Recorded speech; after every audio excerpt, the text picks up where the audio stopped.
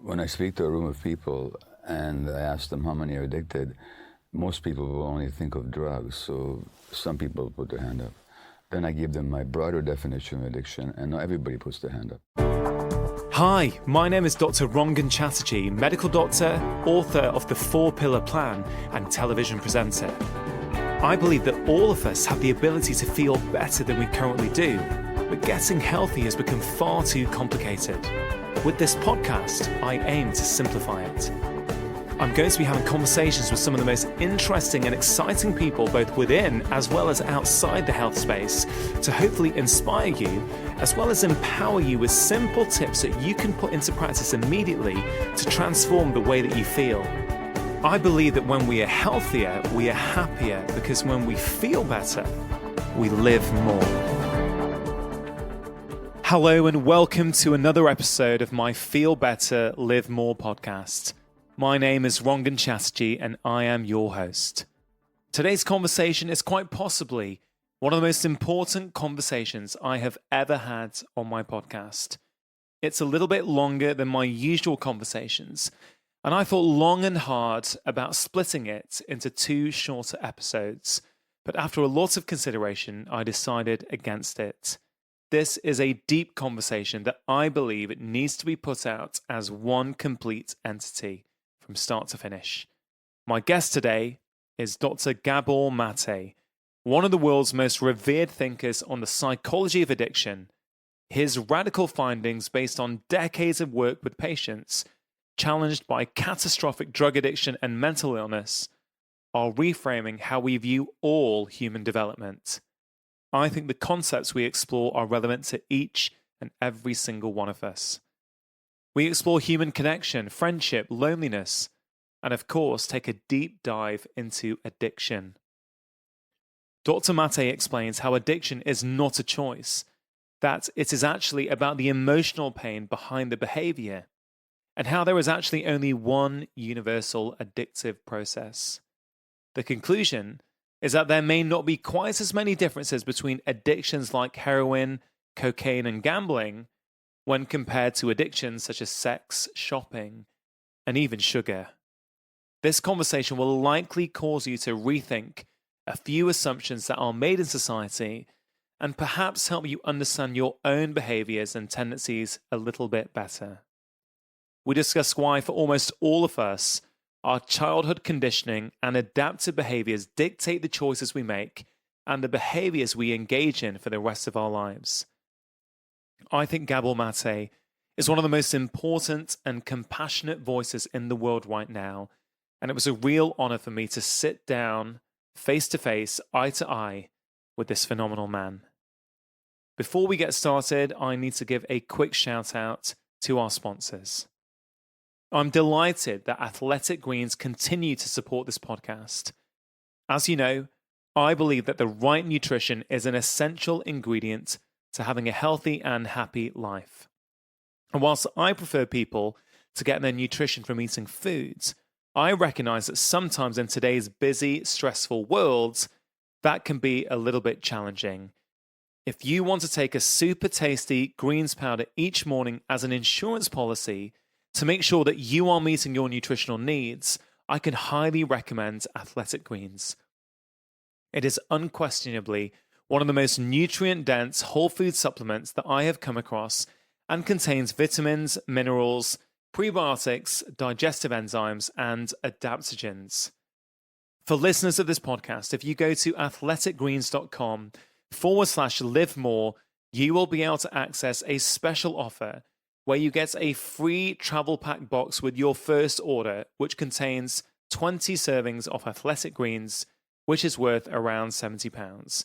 So do go and check it out at athleticgreens.com/live more. Now, on to today's conversation. So Dr. Mate, it's a huge pleasure for me to be talking to you today. I've been following your work for a good period of time now, and it's had a huge impact on the way that I look after my patients. But if I'm honest, it's also had a huge impact on the way I look after myself. And I want to thank you for that. There's so many things that we could start talking about. Well, I think the place I'd like to start is something I heard you say once, which is addiction is not a choice. Yeah. I think most of society probably thinks that it is a choice. And so I wonder if you could clarify that. The whole legal system is based on the assumption that people are making the choice to indulge in addictions, and therefore the decisions they make that flow from that are conscious and deliberate, and therefore, of course, what they need to do is to be punished for making such a choice. It's basically the same attitude that a lot of people take towards child rearing. When a child does something we don't like, we punish them. This is our idea of child rearing. Well, with adults, the punishment is called jail or legal sanctions. The assumption is totally false. There's no scientific basis to it. And having worked with addicts, really seriously caught people who've been entrapped in the cycle and shoals of addiction with all the consequences like HIV, homelessness, loss of health, wealth, teeth, beauty, personal relationships. I never saw any instance of anybody having chosen to become that way. And having had my own addictive behaviors, I can also tell you, I never woke up one morning and said, my ambition is to become an addict. So it's an entirely shallow behaviorist view of human beings. And what we need to do is to look at the deeper reasons. If something appears to be a choice, it's an unconscious one. And we still have to look at what is it that would drive a person in that direction. Conscious choice has nothing to do with it, which means to say that the legal system has no logical basis to stand on. Yeah. Yeah, it's amazing how we have decided as a society that some addictions are criminal, but some are okay. Yeah. You know, and I've heard you talk about that many times in the past. I think that makes me think of a line in your new book. Well, I say new; it's been out for over 10 years. I think it's been a bestseller all over the world, but we've got it now in the UK in the realm of Hungry Ghosts. And in the introduction, you say all drugs and all behaviors of addiction, substance dependent or not, whether gambling, sex, the internet, or cocaine, all of them either soothe pain directly or distracts from it. Hence your mantra, the first question is not why the addiction, but why the pain.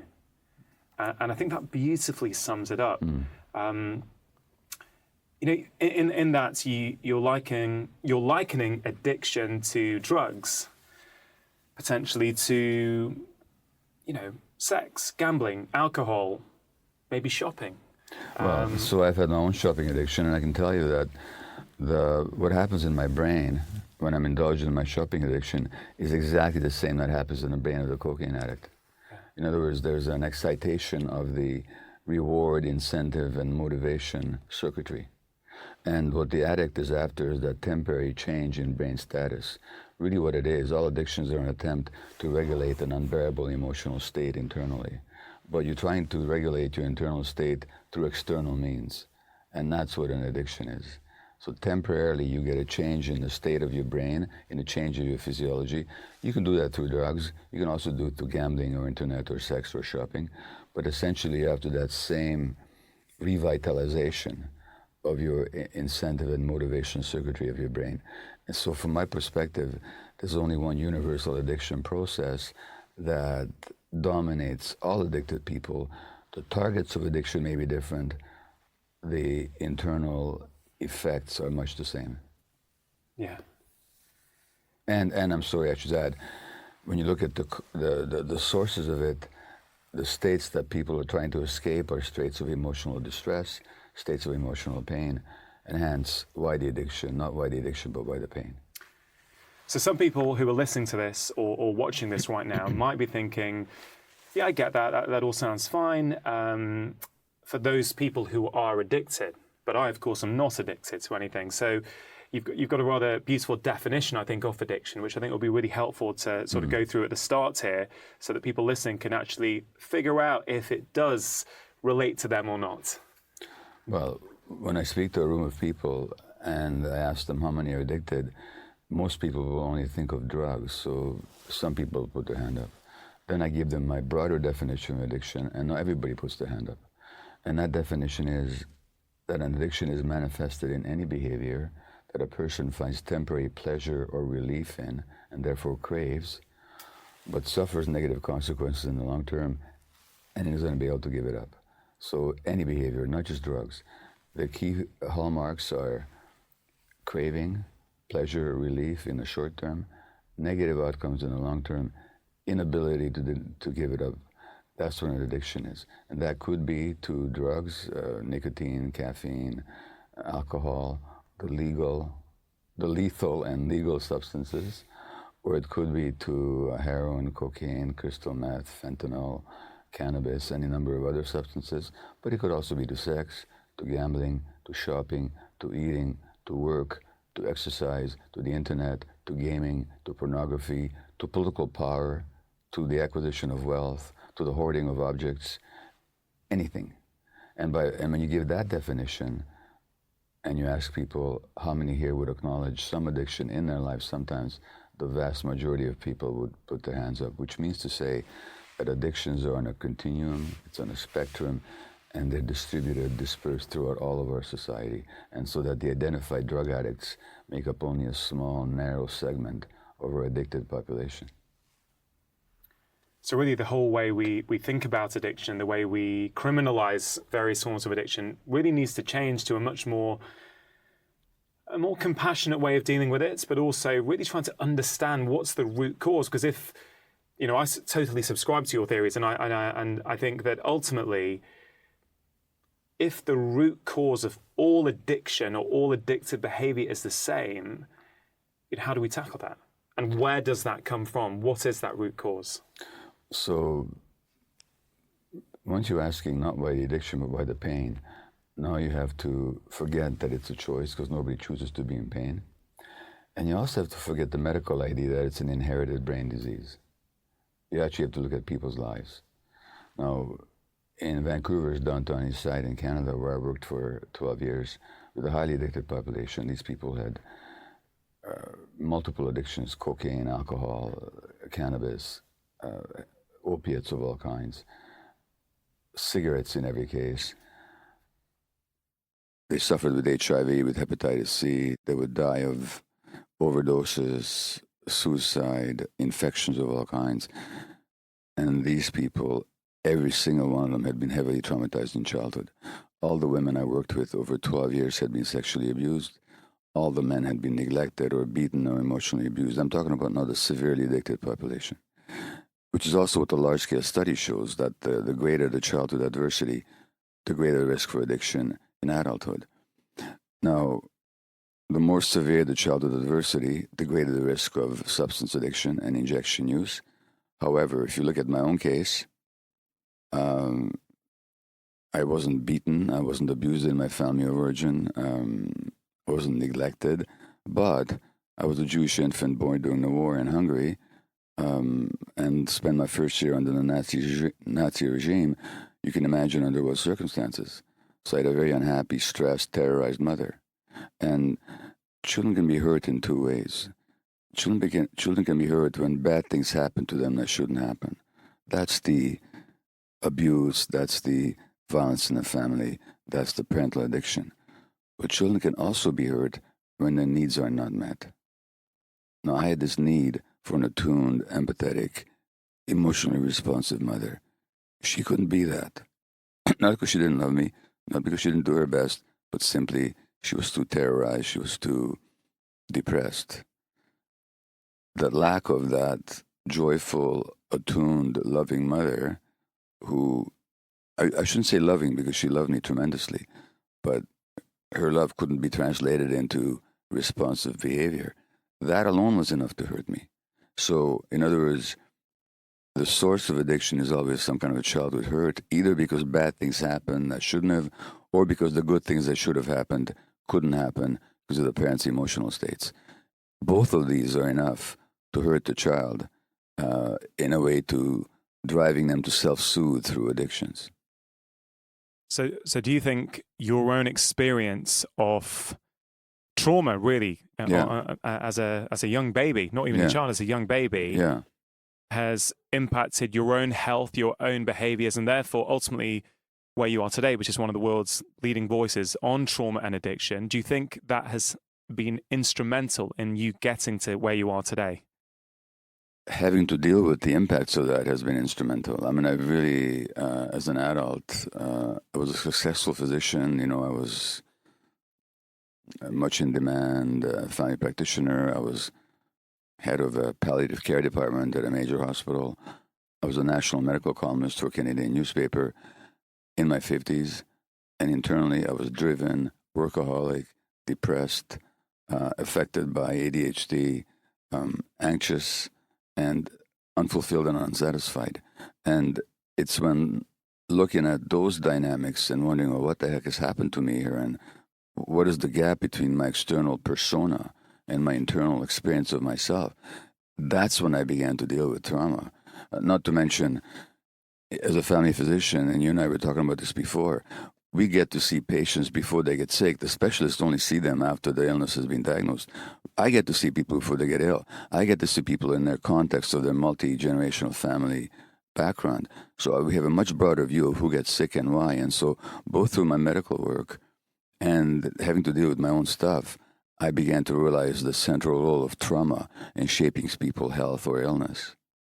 Yeah, since I've been studying trauma myself, both with the work that you do, but just other things that I'm reading around it, it really helps me understand my patients and their behavior is much better. I really you can start to tap in now as to what they're coming in with more. You think, oh, that's what's going on behind that, not the symptom they're describing, but why are they making those choices? And something you may not know, Gabe, but I a few years ago, I did a series of documentaries on BBC One called Doctor in the House. And what I would do on that is I went to live alongside families who had health problems. They were already under GPs, they were already under specialists, they were all taking medication pretty much already, and they still weren't getting better and they were still struggling. So I went in to, sometimes I'd stay the night in their houses, I'd live alongside them, really get to understand, you know, what choices they were making with their lifestyle, sure, but also I'd get to see, you know, various dynamics in the family, the sort of thing that would never come up in the consultation room. Even if you ask that question, they would never even think to bring those things up. But you would just start to spot things and little dynamics. And I found that with every single family, pretty much now, if I reflect back on all those families I stayed alongside, I was very fortunate to get really good health outcomes with them all after about 6 weeks. But there was a huge emotional component behind a lot of the illness. Now, just to be clear, I'm not saying that it was in their head at all. They had proper physical symptoms that they were struggling with.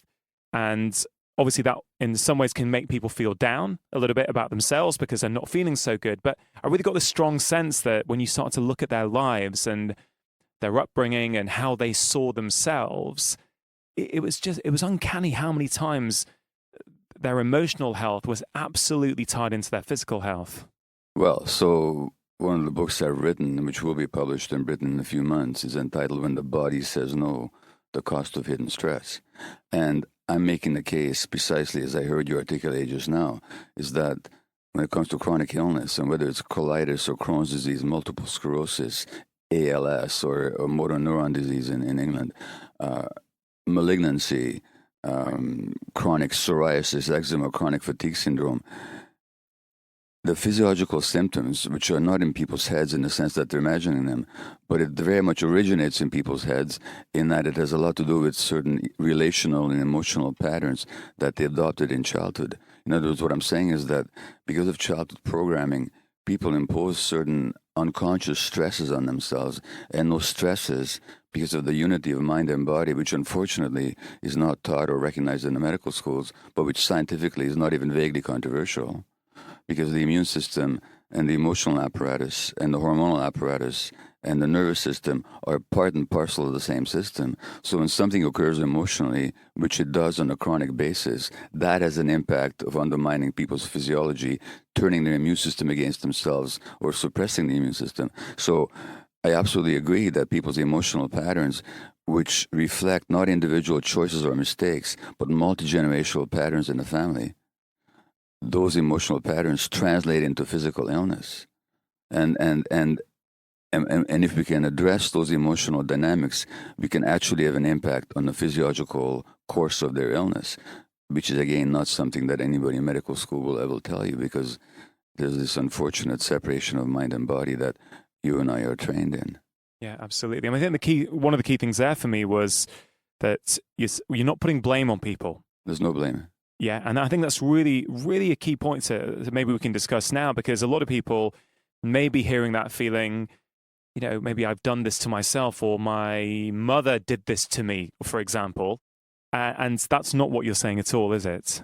Well, this is an interesting conversation. I make the distinction between blame and responsibility. Blame says that you did something that you could have done otherwise, and so therefore you're at fault. That's what blame says. Responsibility says, yes, you did this to yourself, but not consciously or deliberately. You did it because you're programmed to do it by your own childhood experience, which in turn was programmed by your parents' childhood experience. So there's nobody at fault. Everybody does their best, but we do pass these unconscious patterns on. And you don't blame people for having unconscious patterns. You try to make them conscious of it so they can take responsibility for it. So there's no responsibility without consciousness. And so and there's no blame. So I don't blame anybody for their illness. I don't blame their parents either. But I do say these unconscious patterns have been passed on, and these unconscious emotional dynamics have an impact on your physiology. That's all. And if you want to have an impact on your physiology, you got to get conscious. You have to realize what have you been doing unconsciously so you can stop doing it or do it differently. So it's a matter of liberating people from these ingrained patterns for which they're not to be blamed. So in my world, there's no room for blame whatsoever. But there is room for helping people to become responsible, for helping people being response-able, being able to respond to their circumstances. And without awareness, none of us are response-able. Yeah, I think if I think to my own life and my own health journey over the last few years, and I guess what's really changed for me over the last few years, I've done a lot with my lifestyle, I've done a lot with my nutrition, my sleep, and those things have been great and they've really helped me. But over the last years, I've really been focused on my emotional health. I see a therapist pretty regularly, and I can always feel when I've got something new, some deeper layer that's starting to come out. I have a session, or I go through some sort of therapy, and I feel good. I feel, oh yeah, I've got it now. I get it why I do this, and it changes your behavior certainly. But it's almost as you do that, there's multiple layers. It's like peeling back a layer of it's peeling back layers of the onion, and newer things keep coming out, which has been really rewarding for me, because you talk about addiction, and I think back to my own life and various things that I've done at certain points. I don't think anyone who knows me well, maybe my close friends, but most people probably wouldn't think that I've ever had an addiction, because we have all these connotations about addiction. It's like being on a street corner or being a drug addict or something. Yeah. But everyone around me would know that I've got an addictive personality. Yeah.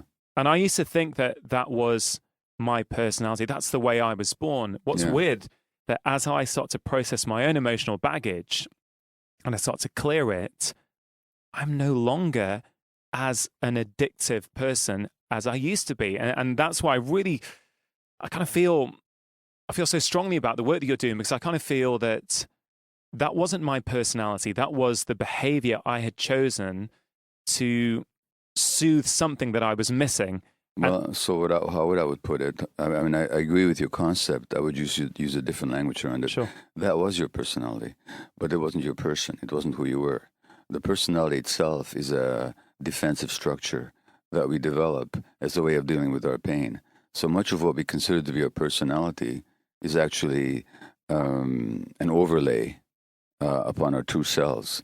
And so these weren't choices in childhood. For example, with my ADD, the tuning out, I never chose to tune out. But when I was an infant, under the conditions that I've described of being a Jewish infant under the Nazis, I had plenty of stress on me. And how does an infant deal with stress that they can't change? They tune out. And then the tuning out becomes programmed into my brain. And then so many years later, I'm diagnosed with ADD. It wasn't a choice that I made. It was an adaptation.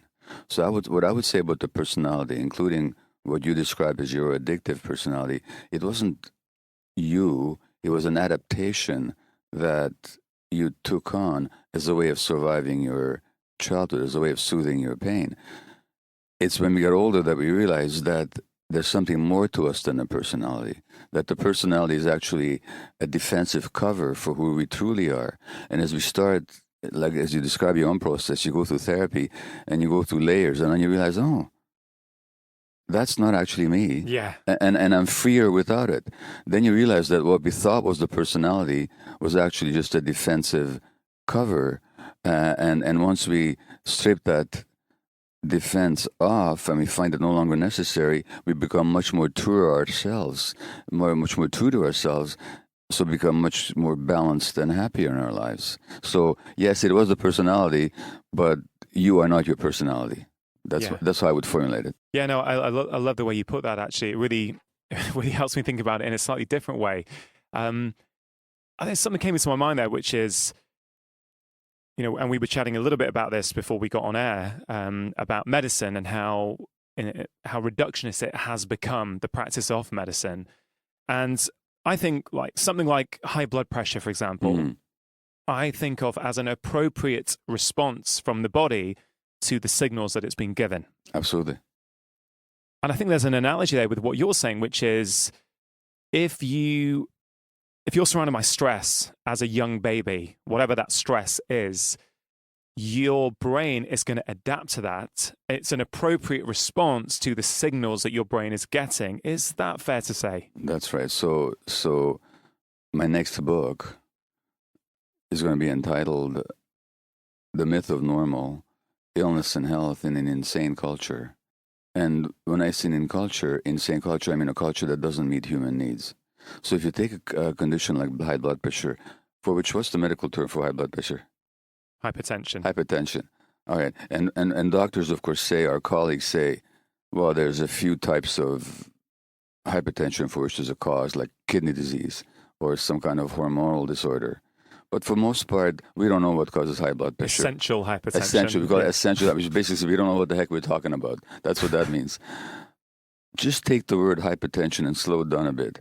Hypertension, hypertension, hypertension. Maybe there's too much tension in people's lives, And if you actually look at the rising rates of hypertension, it's got to do with social pressure and social stresses. And I know that usually when I take care of myself, I have the blood pressure of a young person. But there's been times in my lives when I've been driven by stress, and I've had blood pressure ranges in the risky end of the scale. So for me, when my blood pressure goes up, it's a real warning. Buddy, you've got too much tension in your lives. You better do something about it. All we do in medicine is we hand out pills, or we tell people to lose weight, but we never address the sources of real tension in their lives. And I'd say that most hypertension, and so for example, if you look at black American males, they have much higher risk of hypertension than, say, white American males. What we say is genetic. No, it isn't. Their biological relatives in Africa do not have high blood pressure. Right.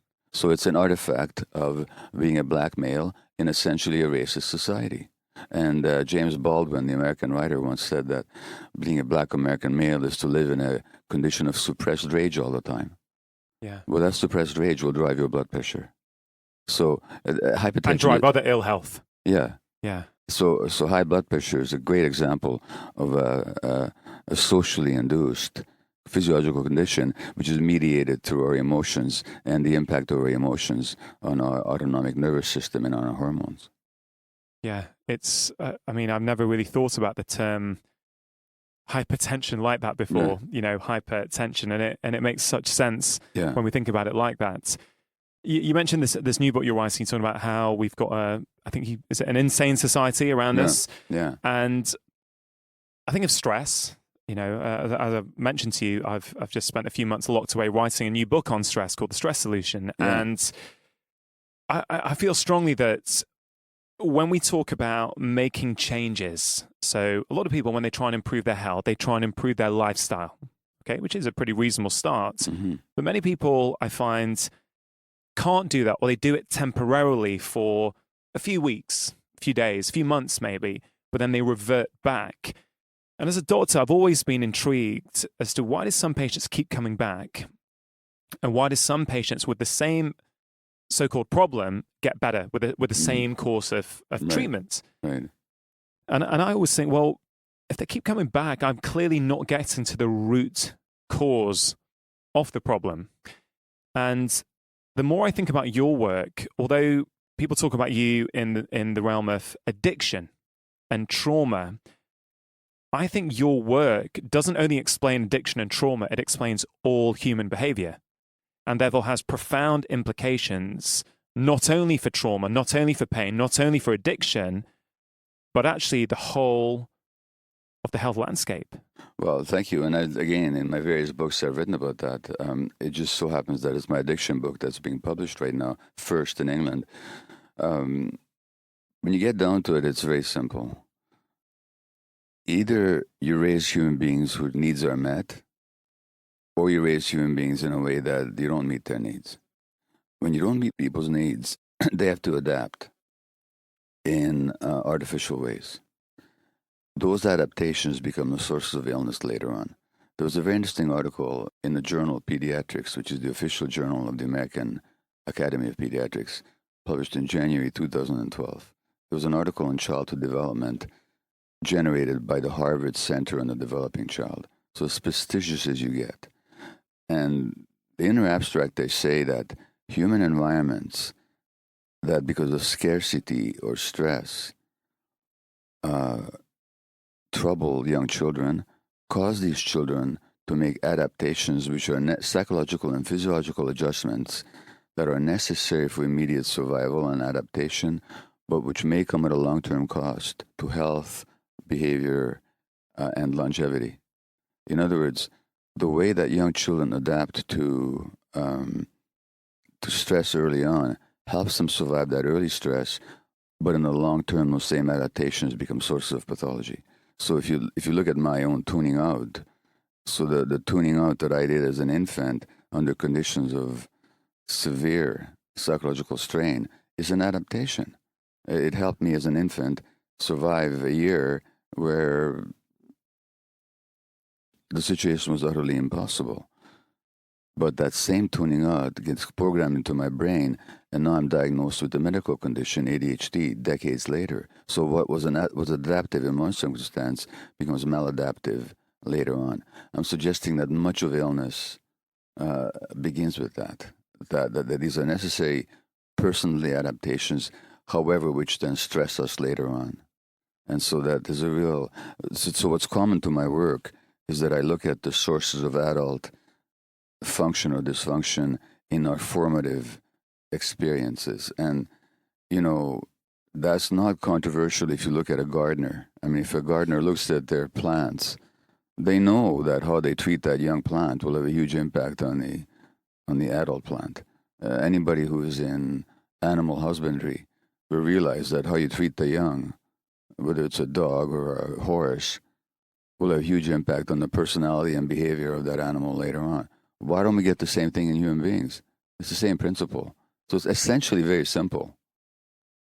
Yeah, it really is, isn't it? When you break it down to the like that, it's super simple. We need a society that really supports children and babies and mothers and parents at a young age. Absolutely. And then I guess what comes to my mind is, and you may know the stats on this, I don't, but we here in the UK, we always are talking about Scandinavia, and we talk about how they are really prioritizing those early years. You know, they give a lot of maternity leave, a lot of paternity leave. You know, yes, they may have high taxes, but it seems to me that their society there has prioritized family and bringing up children, whereas I don't think we're quite as good here, but I don't think we're as bad as the US.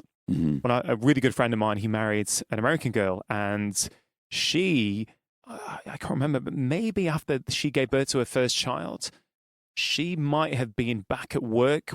It might have been something like 4 weeks or something. Yeah. Something obscene, like to me, or it sounds obscene to me. Absolutely. And the child's in daycare. Yeah. And I wonder if you could talk about that a little bit, how society is set up now, and then what that is doing. Because you mentioned your mum's, clearly, that's a huge trauma. I mean, that's hopefully the sort of trauma that most of us aren't experiencing. but are there similarities in terms of what that's doing to the child? Oh, absolutely. So the United States, which to hear their politicians is the best and most glorious country in the world, which itself, by the way, is interesting. Like if you met a person, if your neighbor was always telling you how great he was and how he's the best and everybody wants to be like him, what would you think of him? Yeah. You think he's got a grandiose personality disorder and he's compensating for his real sense of deficiency. Well, that's the United States. And they have a lot to compensate for. And what you say about childcare is absolutely true, is that they have a barbaric childcare system, a barbaric maternity leave system, where women, and often poor women on welfare, have to go back to work after a few weeks of giving birth. Now, if you look at human evolution, or look at an ape culture, the ape mothers hold their babies for months. There's no separation. The child actually develops through being held by the mother. And human societies, until very recently, were organized around children being around the parents really all their lives, certainly through a childhood and adolescence. There was just no separation. What we do in our culture, more in the States than elsewhere, but increasingly elsewhere as well, we separate children from their parents. In other words, we're depriving them from the natural conditions for healthy development. Now, there was a study last year or 2 years ago comparing the crying of British, German, Canadian, and Danish children. Lo and behold, Danish kids cried much less than these others. What was the difference? The parents were around much more. And the parents were much more likely to pick up the kids when they were crying. That's what made the difference. Now, that crying child is an anxious child. When the child is crying, it's not just a benign thing. The child is crying because they're stressed. When they're stressed, their brains are suffused by stress hormones, adrenaline and cortisol. Adrenaline and cortisol interfere with your physiology, interfere with healthy brain development. So just the fact of holding a child, which was historically and prehistorically the standard, is an essential aspect of child rearing, which modern societies have denied. And as a matter of fact, I don't know what it's like in England, but in North America, we actually advise parents not to pick up their kids. When they're crying at night, we tell them not to pick them up. We sleep train the kid by not picking them up. In other words, we're denying the child's needs for connection. And what's that doing to the child, do you think? Well, it does a number of things. One is to give the child the message that his emotions don't matter. And children take everything personally. It's not true that babies don't have emotions. And it's not true that babies are tabula rasa, where you can write anything you want. Babies have certain defined emotional needs. And when they get the message that they're not important, that's the message they're going to imbibe unconsciously, non-verbally. And you can see that behavior in the adults. You know, the person who comes into your office and says, Doc, I'm sorry to bother you. I'm sure you have many people much more important than me, but I have this little problem. You know what kind of a childhood they had. Yeah. Number one. So it gives that them... would be me going into the doctor. Okay. Or in just various aspects of my life. And, you know, the people pleaser. Yeah. Always doing, you know, always, yeah, no problem. You know, the amount of times I think just on a social thing, you'd be like, oh, where do you want to go, guys? Yeah, no worries, wherever. You end up somewhere you just don't want to be in. You're in a restaurant you hate the food in, but hey, yeah, it's cool, guys, no problem. And it's, sorry, I don't mean to trivialize what you're saying. You're not trivializing it. What you're actually illustrating, you're telling me exactly what kind of infancy you had. Yeah. And physiologically, what does it do? The baby's crying. And again, these stress hormones. Now, one of the things that Aboriginal peoples don't do is let their babies cry. When I say it's not that they forbid them to cry, they pick them up. They don't even put them down, to tell you the truth. But should they cry, they pick them up immediately. We, in our society, we actually advise people let the babies cry. When the baby's crying, it's because they're stressed. When they're stressed, again, their brains are suffused by stress hormones. That interferes with healthy brain development. I mean, what about this whole idea that, you know, we're quite isolated now. You know, many of us have moved away from where we grew up. We don't have friends. We don't have a family network around us. So, and often two parents are working. Yep. So you've got this really stressful situation where everyone's trying to do the best that they can. They're trying to, make enough money to feed themselves, to house themselves. They're also trying to spend enough time with their children, yet they have no support. So there's a huge amount of pressure then that goes on to the kids, but also on the parents. Yes. And I think I saw you talk last night at the Tabernacle in London. It was an amazing talk. And you mentioned a little bit about hunter-gatherer societies and how for the bulk of human evolution, we have lived and raised our children a certain way. Yeah. I wonder if you could expand on that. Well, again, human beings, some version of human beings have been on the earth for millions of years. There have been hominids for millions of years. There have been human species for hundreds of thousands of years, and our own particular species probably for about 100,000 years. Homo sapiens, which is the latest and the only current human species that's extant. For all of that prehistory, until about 9,000 years ago, virtually all human beings lived in small hunter-gatherer bands. This is our evolution. This is how we became human beings. So to think that, now, you might liken modern society to a zoo, where you take an animal from a natural habitat and you put them in a completely artificial, restricted situation, and you expect him to stay as normal as he was out there in the wild. Essentially, that's what's happened to human beings, in that in a very short space of time, in a blink of an eye, from the perspective of evolution, we've gone from the hunter-gatherer, small band, communal, attachment-based group to a society which is alienated, disconnected, and that disconnection is accelerating at a tremendous rate throughout the world. Urbanization, it's taking people out of their villages and into the big cities where they're alone. Here in Britain, there was quite a deliberate assault on community under the Thatcher regime, with the destruction of neighborhoods and communities and so on. And that trend has continued. So what we're having is societies that are less and less natural to the actual makeup of human beings from the evolutionary perspective. And which means that children are being brought up under increasingly artificial and disconnected circumstances. And, Johann Hari, who's written a book recently on depression called Lost Connections, is pointing exactly at what's happening in modern society. So that these lost connections characterize the modern world. And as they do, you're getting the spread of autoimmune disease into countries that never used to have it before. Yeah. So we think autoimmune disease is one of these, or addictions for that matter. So if you look at the rate of addiction now in countries like China and India, it's going up exponentially precisely because of the, and it's not a question of idealizing the old way of life. No. I mean, we can't go back. And of course, there's all kinds of benefits to progress and industrialization. Trouble is that as we progress, we forget the benefits we forget what we've lost. So instead of combining progress, we're trying to hold on to what was best about some of the old ways. We just throw everything out and we think we can reinvent ourselves. And as we do, we're making ourselves sick. Yeah. You're right, and I think it's a really great point to sort of bring up. We're not saying we need to go back to hunter-gatherer tribes. We can't. Not only should we not, we can't. And there are so many great benefits of the modern world and, as you say, industrialization. I guess it's how do we learn from the past? How do we learn from our evolutionary heritage?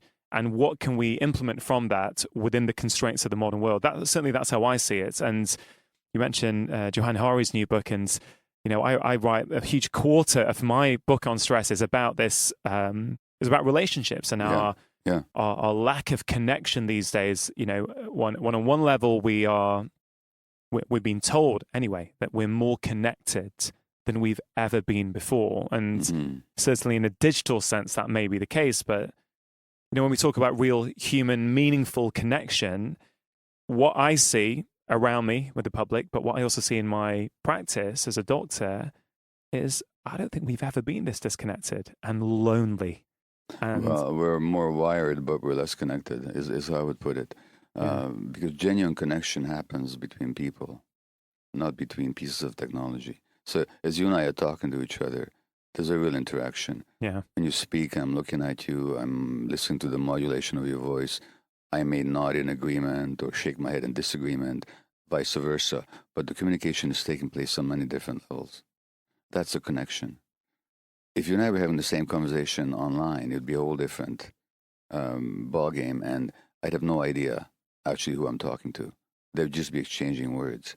So we're wired together, but we're not actually connected. We're actually disconnected in this world because people are isolated modules sending out messages via the Ethernet or the internet. When it comes to addictions, it's that disconnection again that leaves us so alone. So we're traumatized in the first place. We are then develop behaviors that soothe our pain, but which actually keeps us more isolated from other people because we're ashamed of ourselves and we hide it and we furtively seek out our addictive pleasures. And that disconnection then furthers our sense of isolation. That isolation furthers our pain, and that pain further drives our addiction. So we live in a society that actually generates addiction in many of its members. Yeah, it really does, doesn't it? I did a post on my social media channels, I think just yesterday actually, about friendship, and I was saying that look, seeing your friends in real life, so not over the internet, in real life is a necessity for human health, not a luxury. And I know myself, I've neglected some of the friendships closest to me over the last few years because I've been busy with my career and my family. And so, and you sort of see on social media what your friends are doing. So you feel less of a need to actually see them in real life. And I was really surprised with how much that post on social media resonated with people. Yeah. So many people started interacting and saying, yeah, you know what, I've not seen my friends in months. Yes, I've maybe had a bit of a text conversation with them, but I'm not seeing them in real life. And this was me trying to sort of challenge everyone to say, hey, look, get a date in the diary now, even if it's in 2 months' time, with one of your friends, email them, call them, text them, whatever, but put a date in the diary where you're going to see your friends in real life. And it's crazy, isn't it, that we need to say these things. I mean, these things have always been there in human culture, yet we're now having to talk about them and remind us what has just been our norm for so many millions of years. And what's interesting, of course, is that on Facebook, we use the same language as we would in real life. So on Facebook, people have friends. But these friends that we have, these are people we don't know. We have nothing necessarily in common with except maybe certain cultural ideas or interests. And so these friendships aren't genuinely supportive relationships. They're pseudo-friendships, and we actually substitute the one for the other. And then on Facebook, people like each other, but which are again is a substitute for genuine contact. But it's not that they like each other; they don't even know each other. Yeah. You don't know somebody until you hung out with them, and so we substitute the language of friendship and we substitute the language of connection for genuine friendship and genuine connection, and then we wonder why we feel so lonely and why we're so dissatisfied.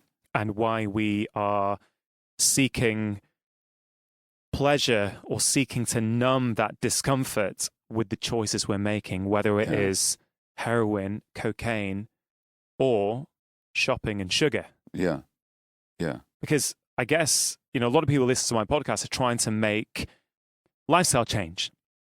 And a lot of them feel inspired to do so by what they hear, but some of them, I know, are struggling. Well, I'm very interested in language, and even the phrase lifestyle change. It's not lifestyle changes people need to make, it's life changes people need to make. Yeah. You can change the style, but style is a rather superficial thing. It's a style of clothing, it's the life changes that people need, and we need to help people see the life changes that are required, not the lifestyle changes they need to require. It's the fundamental life that's being lived that needs to change. Not the external behaviors. And lifestyle largely refers to behaviors, but not necessarily a transformation within. And really to deal with addiction, it's not a question of dealing with the lifestyle, it's a question of dealing with the life. And it's a question of really owning the life, that this is my life, and I'm the one who needs to be the agent of my own life. And here are the reasons why the wound, or the trauma is another word for wound, actually. So the wounding that I received as a child has had me behave in certain ways. It's not those behaviors I need to change. I need to heal that wound. I need to change my life, and then the life behavior changes will automatically follow. Yeah, you've really got me thinking about language, actually, because two terms that I use very commonly in my work, whether it's hypertension or lifestyle, you've just, in seconds Yeah. reframed what those words actually mean. And I wonder where that comes from. You're an immigrant to North America. Where has this fascination with language come from? Well, I think as an immigrant, you get to see the language a bit more clearly than the Yeah, people it's true. who are actually in it, and you get to see the construction of language. And by the way, in my secret life, I used to be an English teacher, so I did that before I went to medical school. So I've always paid a lot of attention to language, and language very often unconsciously expresses realities and truths that, when you pay attention to it, are revealing. Yeah. And so words should never, even the word addict. The word addiction actually comes from a Latin phrase for slavery. Wow. So, A slave to the pain. well, the original meaning was an addictus. It comes from the word to assign. Now, in the Roman world, when you couldn't pay a debt, you would be assigned as a slave to somebody until you worked off the debt. So you'd be an addictus. Somebody was assigned to somebody. So that's the origin of the word. So it implies slavery. So we actually understand that addict refers or originates in the word for slavery. We realize that it's not a choice, because who would ever choose to be a slave? So I think language is absolutely revelatory if you understand the sources and meanings of words. Yeah, very much so. Gabriel, I want to go to something you did last night in your talk, which I went out for dinner with my friends afterwards. We all attended it, and we were all talking about it. Which was you peppered throughout the evening. You said, if there is anyone in here who feels they have some form of addiction without childhood trauma, and you're happy to talk about it, please raise your hand. And at the end, you actually found someone who quite confidently put their hand up and was pretty nonchalant that they had a happy childhood. And so you started inquiring into her childhood. And I remember the tone of her voice initially was very much, you said, you have a happy childhood. Yes, happy childhood. Parents said, yeah, parents absolutely love me. Really sort of very vocal about how great her childhood was. And then it wasn't long before it became clear that actually she felt that her parents really loved each other, and sometimes she was intruding on them. That's right. And I think it was really powerful for the whole audience of 300 to see how, how we all potentially tell ourselves a certain narrative, stories that we continue telling ourselves. And, she obviously maybe is a fan of your work. She's come here, she's come to watch you speak, but hadn't reflected on her own experience. And I wonder, what's going on there? So what's happened here is that this woman says she had this happy childhood, but within a couple of minutes, and my mantra is why, not why the addiction, but why the pain. And so I always say that there's pain underneath it. And I said to the audience, it never takes me more than 3 minutes to drill down to where the pain is. You just have to ask the right questions. So and I've got to say, about a minute in, I thought maybe this is the first one who Gabriel won't get to. Because, I actually thought, because she was so confident in her answers. So anyway, please continue. Well, that confidence itself is a giveaway. Yeah. Because it's an assumed stance to protect herself from the pain that she doesn't want to feel, or she's afraid to feel. So she said, well, maybe I felt I was intruding on my parents. And in other words, really what she felt was that she wasn't accepted and loved for who she was. And when she felt unhappy, there was nobody for her to talk to.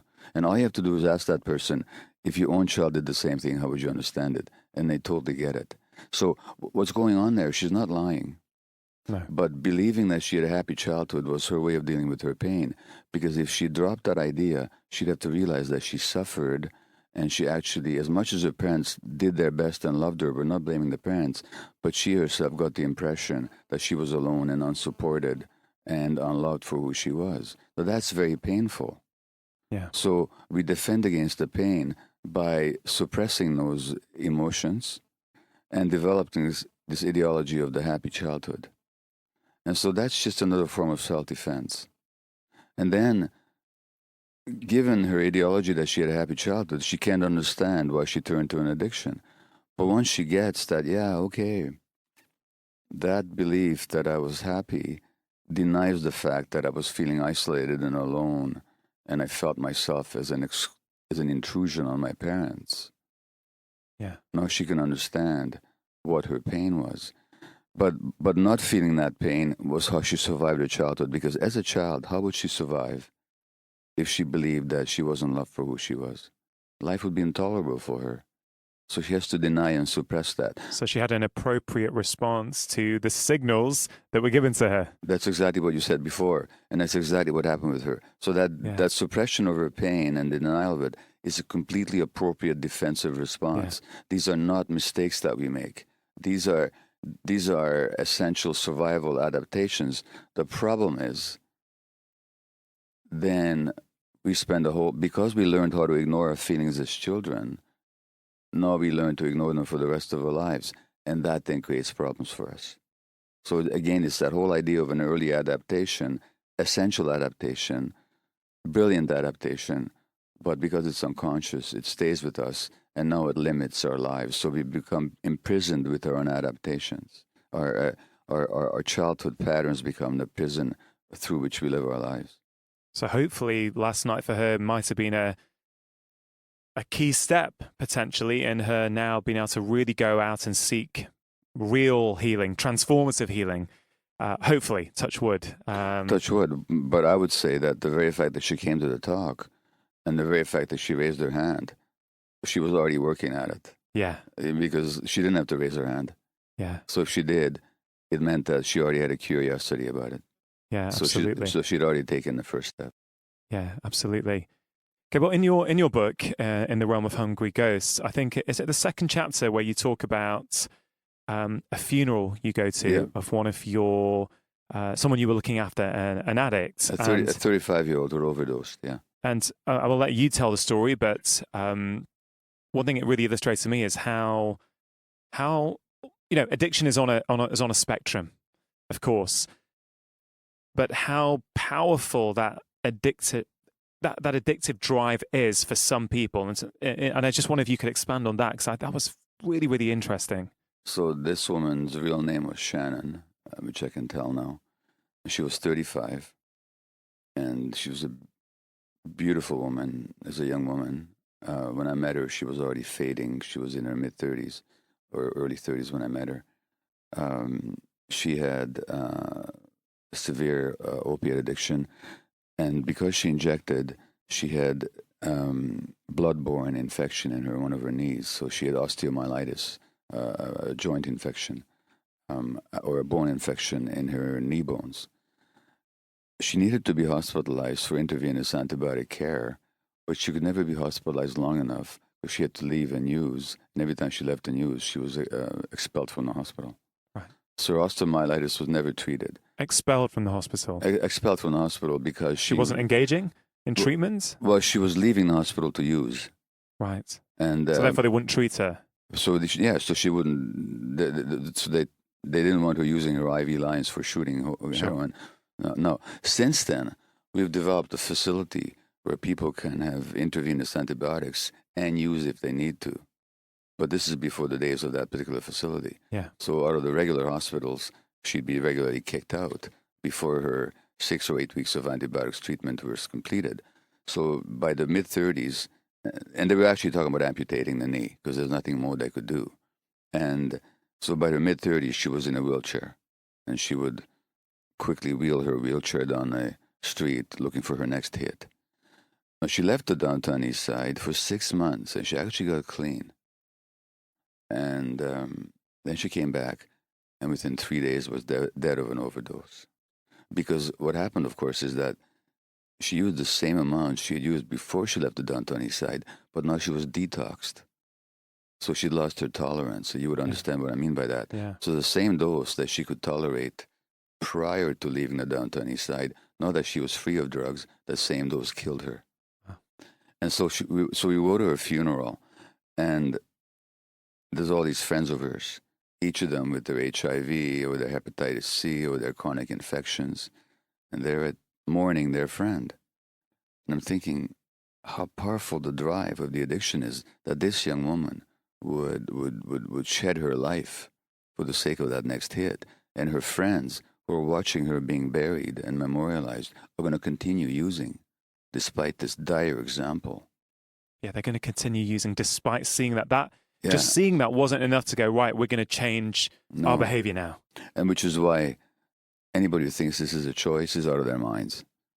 Nobody would choose to blight and endanger their lives like that. And so this is what made me thinking, well, what is this powerful drive? I mean, it must be really deeply built in to the human brain and the human soul for people to engage in this behavior, despite all this deterrence that they witness around them.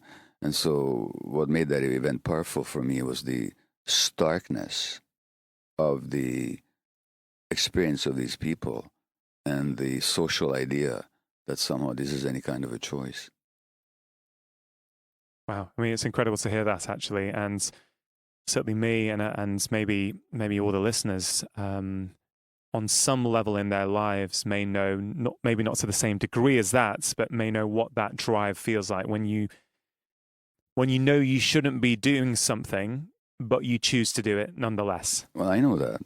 I mean, I know I've had that in my own life. And there's something in you that knows you shouldn't be doing it. It's almost... Recently, I became aware of a form of therapy called internal family systems. Oh my God, that's what I'm doing at the moment. IFS. Yeah, it's incredible. Dick Schwartz's stuff. Yeah. Yeah, I've had 2 or 3 sessions and it's been brilliant for me so far. Amazing. Yeah. So I met the founder of it recently. We become good friends, and but I've learned the technique to some degree. I'm not an official practitioner of it, but I'm quick to catch on. So in internal family systems, you realize there's these different parts of you. And these different parts form like a squabbling family. Some of them like each other, some of them don't like each other. So there's a part of me that can watch the other part doing its thing, knowing that he shouldn't be doing it, but feels quite helpless to intervene. So I watch myself. Like, for example, when I'm supposed to be working, looking after clients, but instead I watch myself go to the store to engage in my shopping addiction. I'm not unaware of what's happening. There's a part of me that's watching it, disapproving of it, wanting me not to do it, but that part is not strong enough to assert itself. The part that's driving the behavior is driving the boat. And so it's a question of becoming friendly with all these parts, finding out what is it they really want. What are they after? Another part that's driving me to do the shopping when I should be looking after my patients is a part that really is desperate for me to feel good for a moment. That's all it wants. It just wants me to be happy. It's not an evil part. It just wants me to be happy. And it's not a question of indulging it, but it's a question of really getting to know it. And understanding it. Understanding it and actually being compassionate with it. And then teaching it, you know what, it's okay, but this guy can be happy without indulging in that behavior. Yeah. He doesn't need to do that. You may think he does, but he doesn't. I think compassion is something that's coming up quite a lot, isn't it? As a society, how do we deal with addiction no matter what it is? Instead of locking people up because we've deemed them to have a illegal addiction, we should be treating them with compassion, but we should also be treating ourselves with compassion, I think, and not beating ourselves up over the choices we make, because often, they're just a protective mechanism. Well, so you mentioned a number of times the question of the arbitrariness of the which drugs we choose to illegalize. As physicians, you tell me if you disagree with me, but give me 1,000 people who smoke heavily every day, pack a day. Give me another 1,000 who drink heavily every day. Give me 1,000 who smoke cannabis every day, and give me 1,000 who shoot heroin 4 times a day in a dose that doesn't create an overdose. At the end of 30 years, in which groups are we going to see more disease and death amongst those four groups? Alcohol, probably. Alcohol and the smoking, the cigarette smoking. By far. These are far more lethal drugs than the heroin and the cannabis. But they're okay, aren't they? They're legal. Yeah, no, heroin, it's true. If you overdose, it'll kill you. But I'm talking about in doses. Yeah. Many of the overdoses happen because people are having to shoot up in back alleys with who know what impurities. What if we gave them their heroin in as they do in some clinics in the UK, at least they used to, in prescribed doses that keeps them from going into withdrawal, Yeah. but doesn't overdose them? That group will be far healthier 30 years later. So by what arbitrary standard have we decided that it's okay for people to murder themselves with cigarettes and alcohol, but they can't use heroin legally? What logic is behind that? It has nothing to do with medicine, for sure. It has nothing to do with health. Yeah. I'm not saying we should sell heroin in the streets. I'm talking about the illegalization and the criminalization and the ostracization. Why is that drug addict more reprehensible than the person who smokes cigarettes? Yeah. Where do we get these ideas from? It's the why, not the what. That's right. It's and really, I mean, we were talking about this before we started recording, but we're both on one level, we are both just GPs. We're just family physicians. Well, the word "just" has another meaning. Of what does it mean? We're very just people. We're interested in justice. Yeah, I like it. But what I find really interesting, and it's something I talk about quite a lot, is I think we've certainly overvalued the specialist within medicine for far too long, and really undervalued the role of the generalist. And I am very proud to be an expert generalist. And one of the reasons I moved from specialism into general practice, which was a rather unusual decision for many, and certainly my father, who was an immigrant to the UK, and was really shocked as to why his son would do that, qualify as a specialist, and then move to generalism. And it was a demotion in his mind. Yeah, I think he was just confused. Yeah. And I understand that, and I think the doctors of the future, the healthcare practitioners of the future who are going to have the best outcome with their patients are the ones who are expert generalists and can see everything. And I know we're running short on time, so we will hopefully continue this at another time because there's so much to talk about. But I do find interesting that you're one of the world's leading voices on trauma and addiction, and you're a family practitioner. Mm-hmm. And a lot of what you do with your patients, you have intuitively picked up, and you've also got a skill at, I think maybe the word counseling is the wrong word. You do a lot of emotional work with your patients. Yeah. And I'm finding the more I understand about the human body and the more I really understand what's driving my patient's behavior, I'm doing a lot of emotional work with them. And yes, of course, referring them to an appropriate practitioner where it's needed, where someone's got that expertise. But that wasn't my job. I didn't train to do that. But I figured out, as someone who's really inquisitive as to how can I get my patient better, I find, I have to go there because it's really important. Well, so I think you and I are both properly and dramatically impressed by the capacities and skills of our very specialist colleagues. Absolutely. It's amazing what they can do. So this is without any sense of diminishing or devaluing their work. Of course. But they're trained in a certain ideology, which is purely biologically based. So they look upon the human body as a physiological entity divided into various organs and systems. And that's what they deal with.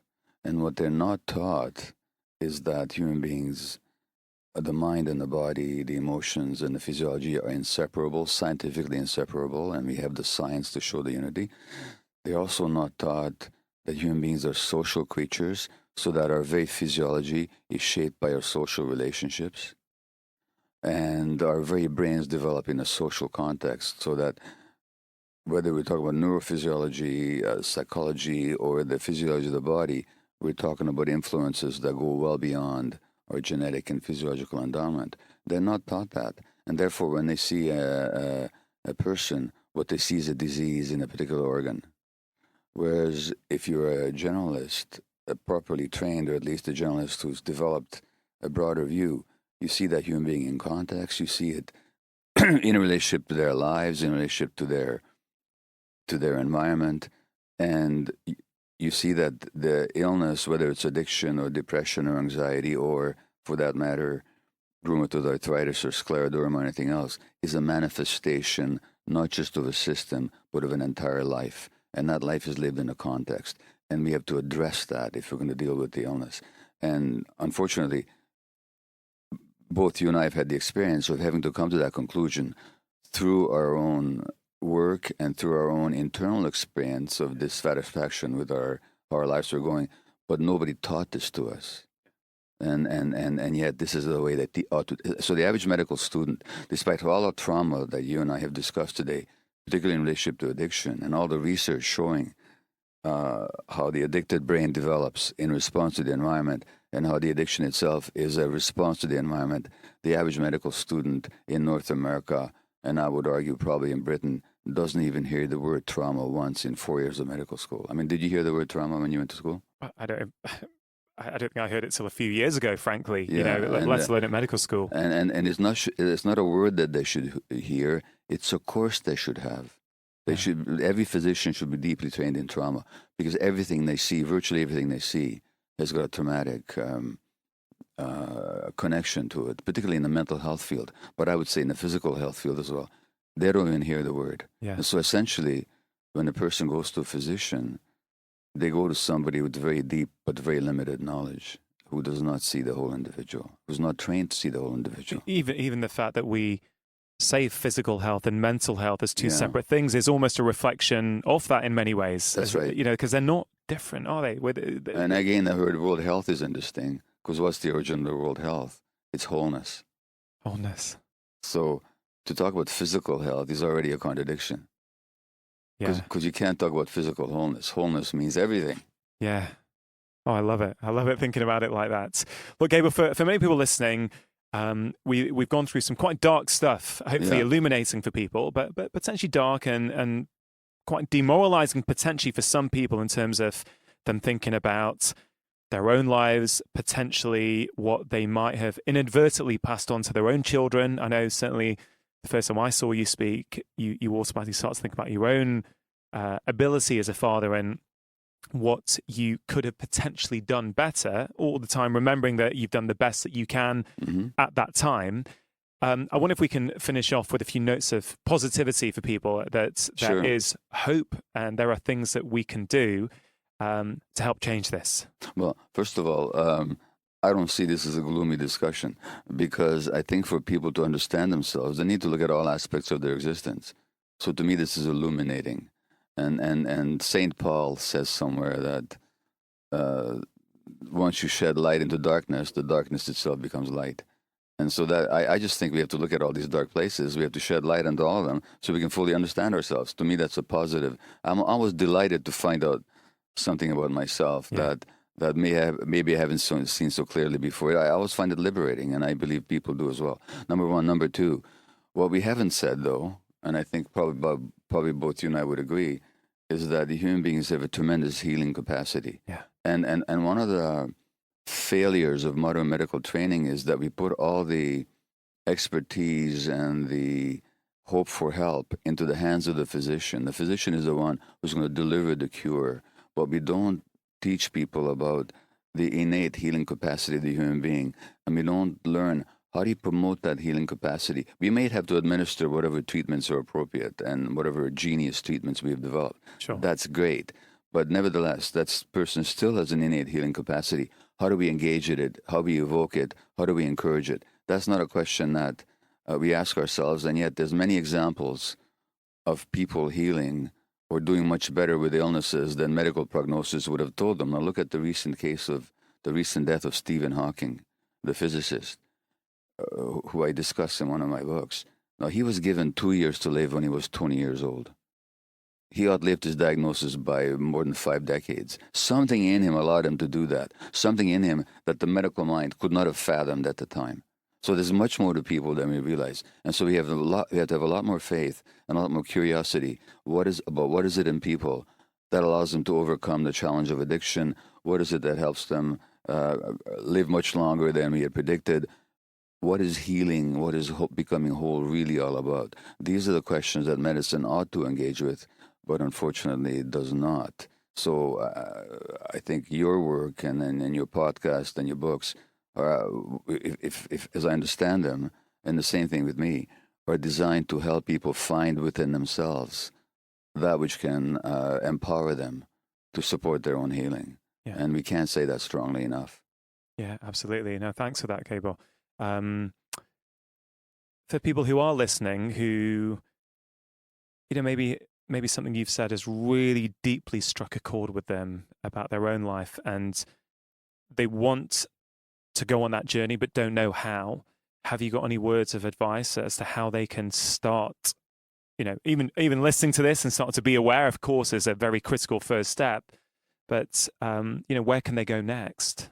Well, so you and I are both authors, and I would highly recommend they check out our books first, because I think, and in my case, I hope they check out my books, because of course, there's a lot of what I know and what I've learned that I've poured into my books.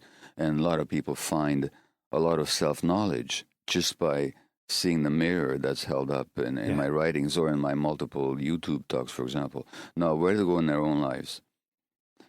I actually think that once people start asking these questions, they find the answers in their own lives. In other words, there's an old saying that when the student is ready, the teacher appears. And I think there's many modalities of healing that are practiced here in Britain or anywhere else in the world, that once you start seeing the limitations without rejecting the value, but seeing at the same time the limitations of mainstream medicine, start looking outside it a little bit, or start finding practitioners within mainstream medicine that have a broader view. In other words, go where the help is, and don't assume that because somebody's got a degree after their name that they know everything that needs to be known. In other words, become the agent in your own healing. Once people take that on, generally they find help. Yeah. I can't give them a specific go-to, except that once you start asking the right questions, the answers will start coming. Yeah. I love the way you put that. And as I always say on this podcast, I want to empower and inspire people to become the architects of their own health. Exactly. And I think that's really, really important. Particularly what you said about don't just assume because someone's got a qualification or a series of letters after their name that actually they're going to be the right ones to help you. Yeah. I mean, so much more I want to talk about, but I think in the interest of time, we're going to have to stop it there today. Mm-hmm. I've got to say, Gabor, I think your work is phenomenal. I really genuinely do. I think it's got huge potential to help, I was going to say thousands, but really millions of people around the globe. I think this book, that has been released in the UK, which has obviously been a huge bestseller for about, 10 years now, something like that? Well, you said all over the world. In fact, it's been published only in North America. Really? Some of my books, like When the Body Says No, has appeared in 25 languages. Yeah. But this one has been published only in North America and my home country of Hungary. Right. But wherever it is published, it is a bestseller.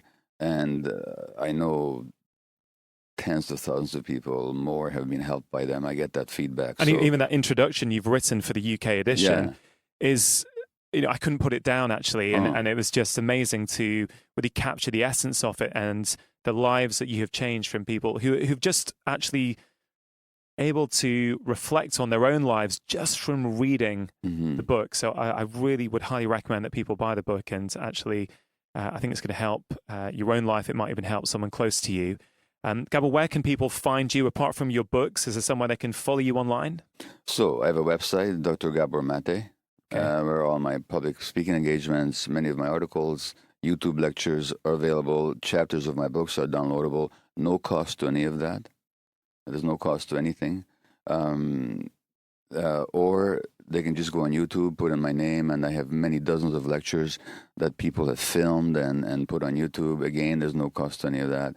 And I speak about addiction, child development, stress and health, the relationship between social factors and illness. So I'm very easy to find on social media.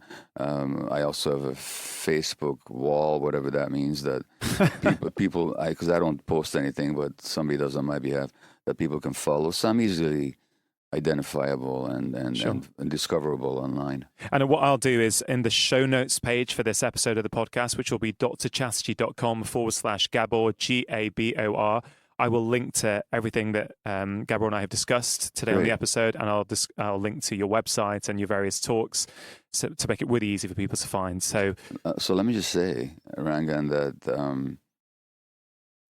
as you may have found yourself in the beginning, when your mind starts opening to new possibilities, it's a bit of a lonely journey within the medical field, because most of your colleagues just aren't aware, they're not open to what you're talking about.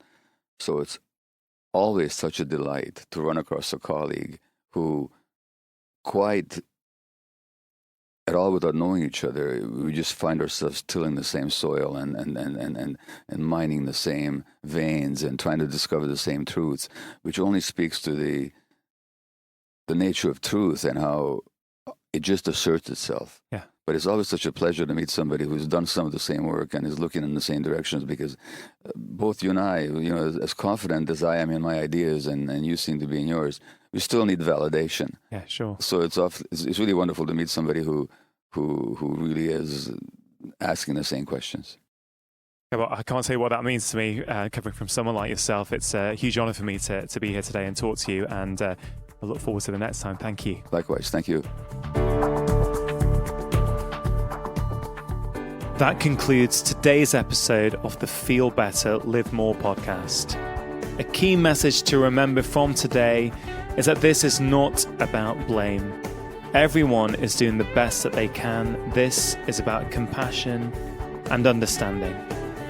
I really hope you connected with the conversation and that perhaps it has helped you understand some of your own behaviors a little bit better. I know it has done for me. I think that this is a conversation that many of you will want to revisit again. I genuinely believe that the content in today's episode is relevant for pretty much all of us, and that it will almost certainly change the lives of people close to you. Please do consider sharing this episode with someone who you feel may benefit. It may be a parent, a work colleague, a sibling, a partner, or a friend. An easy way to do this is to take a screenshot right now and share on your social media channels, or simply text a link to this episode to your network. For those of you who like watching videos, I managed to video the entire conversation today, and you can watch it all on my YouTube channel at drchatterjee.com/YouTube. There is also a link to the video interview on the show notes page, which for today's episode is drchatterjee.com/Gabor. That's Gabor. My team and I really do spend a lot of time putting these show notes pages together based upon your feedback. If you have never checked them out before, please do take a look. It is a resource that we create for you to continue your learning experience once the podcast is over. Everything Dr. Mate and I talked about will be there, including links to all of his books, many of his articles, and YouTube videos. So please do check it out at drchatterjee.com/Gabor. If you have been feeling tired and struggling with energy recently, I have created a free 6-part video series to help you. You can access all of the videos at drchatterjee.com/energy. Stress came up a lot in today's conversation. We also spoke about a lack of human connection in the modern world and how this impacts our relationships and our health. I cover these topics in great detail in my book, The Stress Solution, which will help you identify where stress is present in your life. And most importantly, I give you plenty of take-home strategies to help lower your stress levels so that you can live a happier and calmer life. The Stress Solution is available to order now in paperback, as well as audiobook, which I am narrating. For those of you new to the podcast, my first book, The 4-Pillar Plan, is all about helping people to make simple and accessible lifestyle change. It has literally inspired thousands of people to make lifestyle change that many had previously thought unachievable. If you don't have a copy yet, please do consider picking one up. For those of you listening in the US and Canada, it has been released over there with a different title, How to Make Disease Disappear. That's it for today. I hope you have a fabulous week. Make sure you have pressed subscribe, and I will be back next week with my latest conversation. Remember, you are the architects of your own health. Making lifestyle change is always worth it, because when you feel better, you live more. I'll see you next time.